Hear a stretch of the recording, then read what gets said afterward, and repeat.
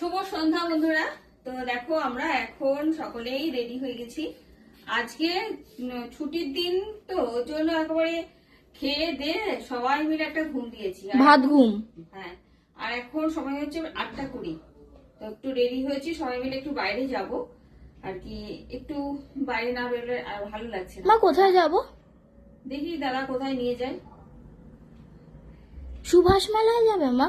সুভাষ মেলায় বলছে আজকে যাবে না, আজকে নাকি প্রচন্ড ভিড়। আমরা কিন্তু আগের বছর গেছিলাম, আমাদের সাথে আগের বছর ননাও গেছিল, মনে আছে তোমাদের? সুভাষ মেলায় যাবো না আজকে। তাহলে কোথায় যাব?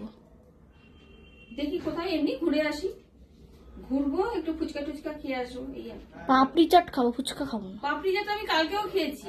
আমি তো খাইনি, তোমার পেট খারাপ হবে। কালকে খেয়েছি, তারপরে হচ্ছে তার আগের দিন খেয়েছো।